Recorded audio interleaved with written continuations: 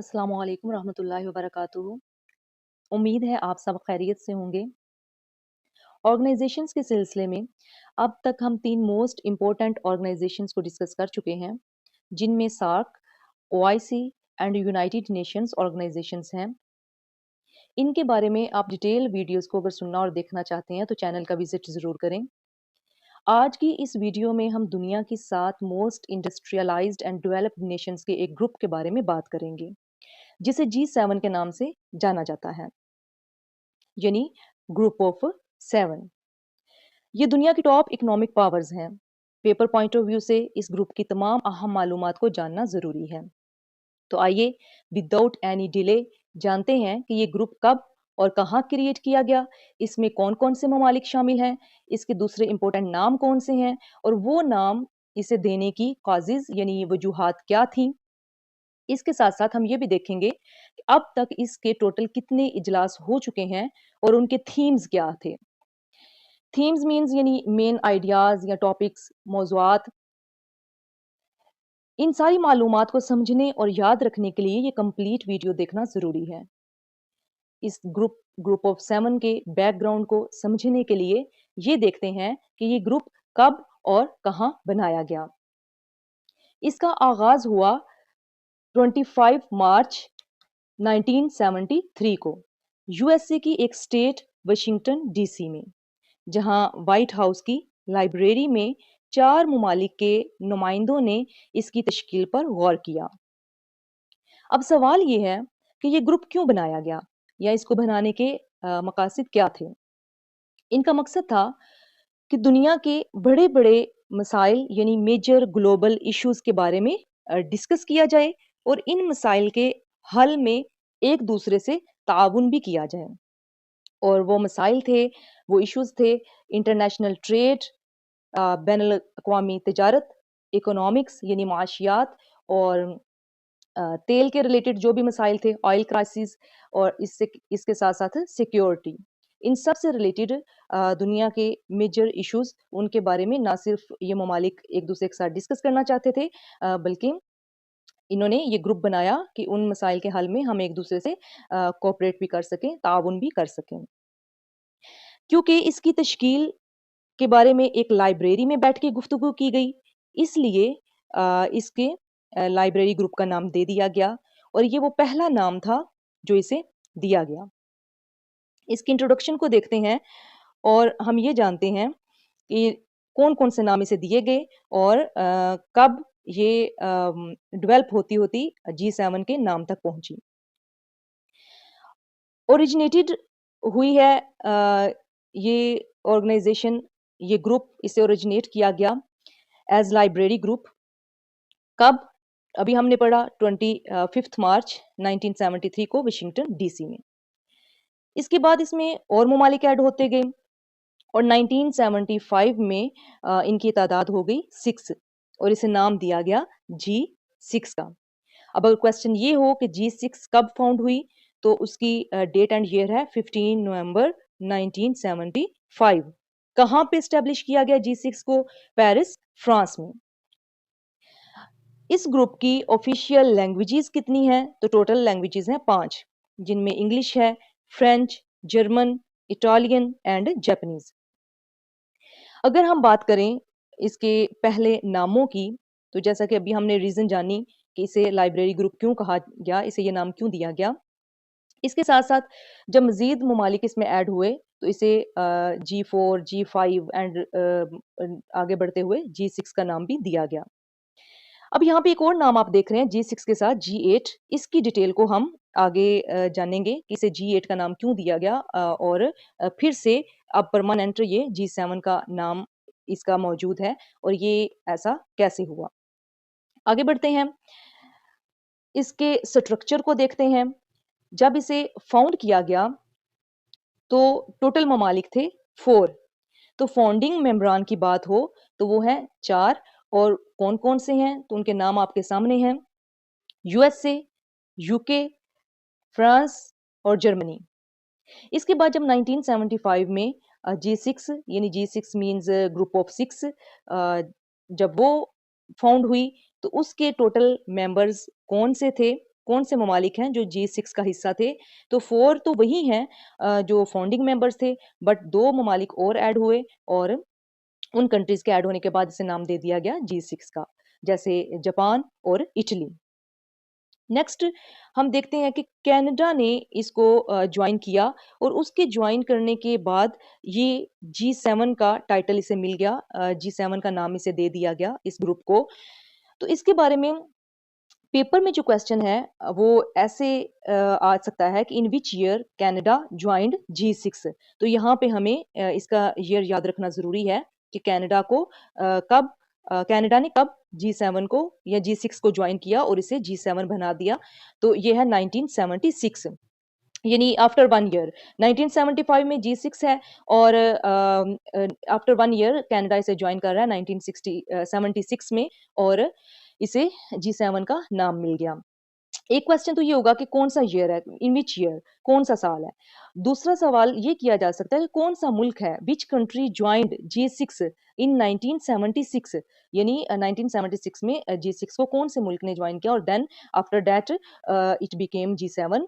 तो वो है कनाडा। दोनों तरह से हमें याद रखना ज़रूरी है। जब कनाडा ने इसे जॉइन कर लिया, देन हमारे सामने ये ग्रुप 7 की सूरत में एक ये ऑर्गेनाइज़ हो गई। तो G7 के मेंबर कंट्रीज़ अब कौन-कौन से हैं? टोटल मेंबर कंट्रीज़ हम देख लेते हैं। United states, United kingdom, France, Germany, Japan, Italy and Canada. Next हम बात करेंगे G8 की। G7 को जॉइन किया जब रशिया ने, तो रूस के जॉइन करने के बाद ये इसे नाम दे दिया गया G8 का।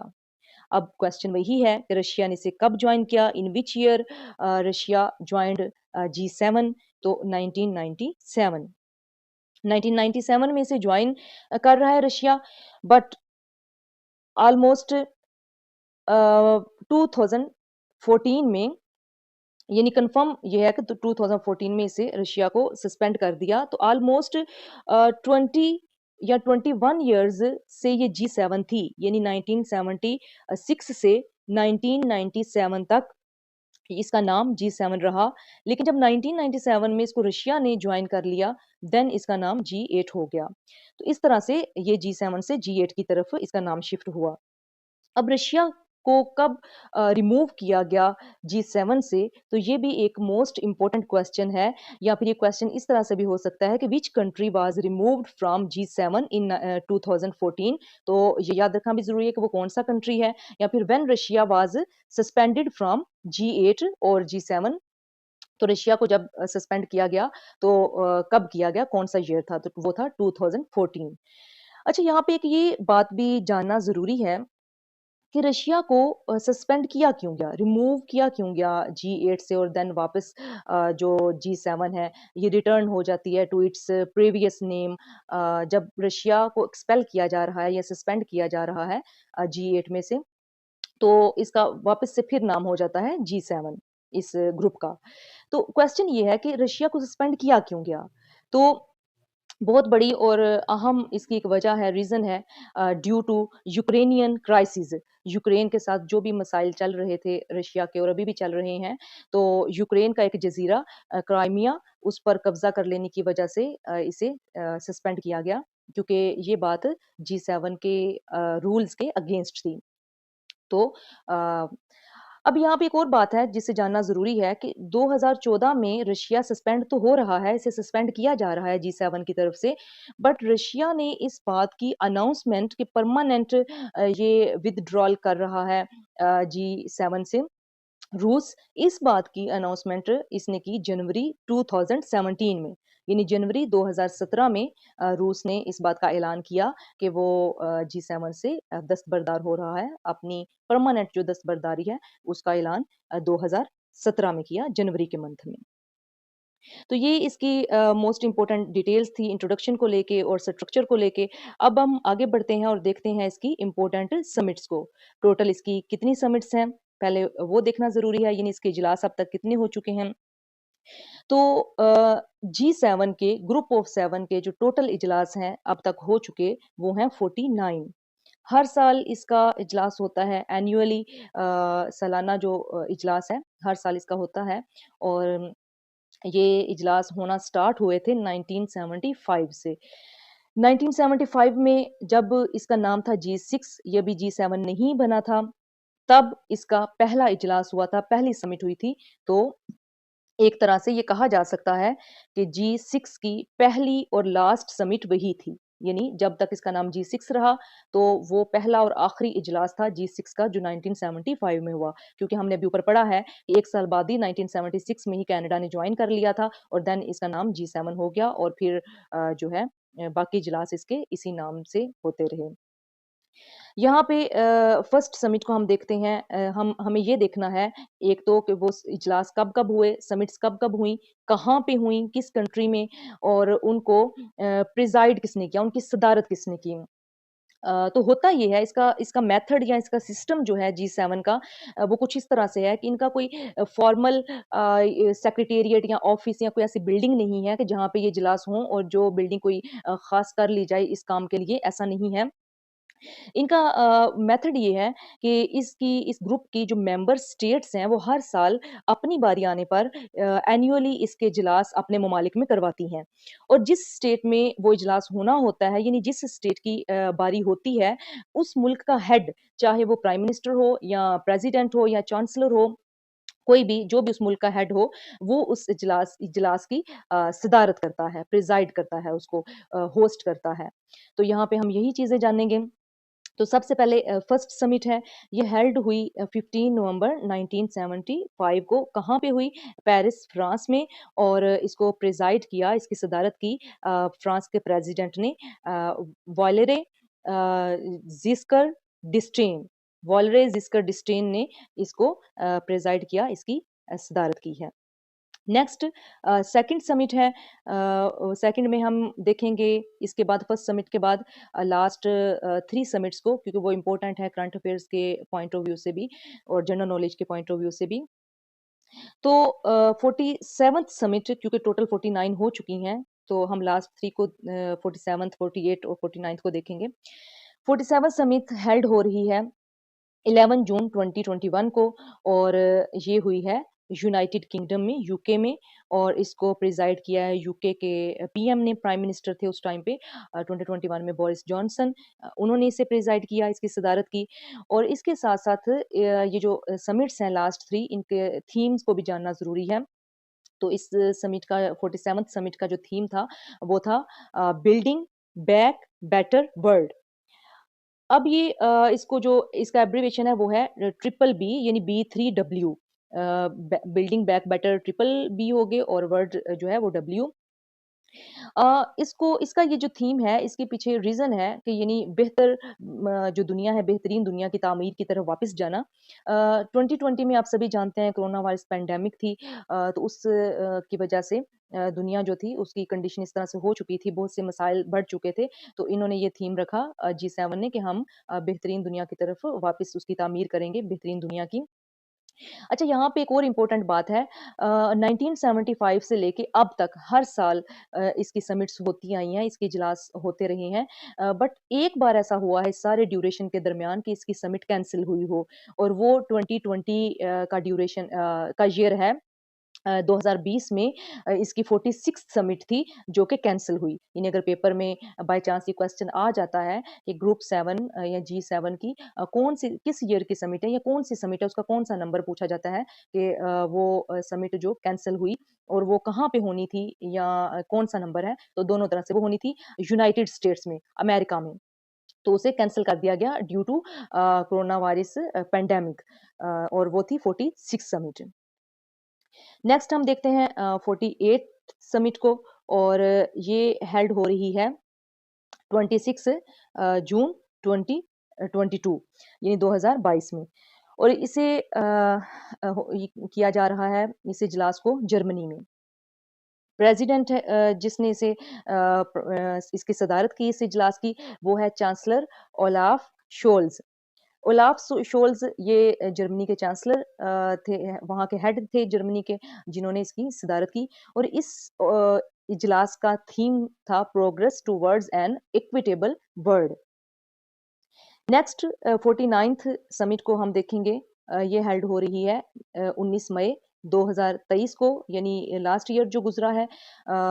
हिरोशिमा, जापान में, जापान का जो सिटी है, वहाँ पे ये हेल्ड हो रही है और इसकी सदारत कर रहे हैं जापान के प्राइम मिनिस्टर फ्यूमियो किशिदा, और इसका थीम था यूनिटी। लास्ट जो अपकमिंग समिट है, इसके साथ-साथ उसे देखना भी ज़रूरी है।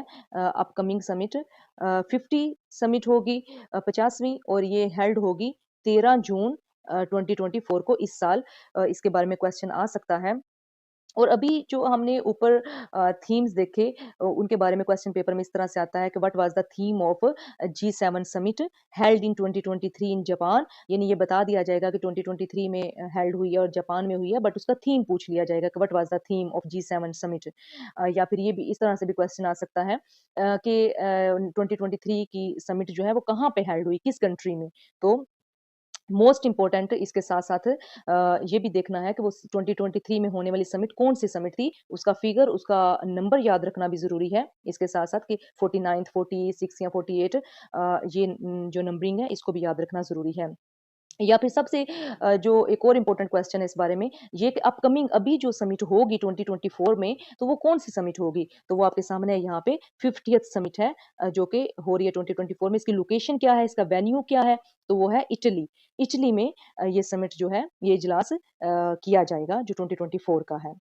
तो स्कॉलर्स, आपको ये इन्फॉर्मेशन कैसी लगी? कमेंट ज़रूर करें इसके बारे में, और अगर आज के लेक्चर के बारे में आपका कोई सवाल है या उलझन है, तो वो भी आप कमेंट सेक्शन में पूछ सकते हैं।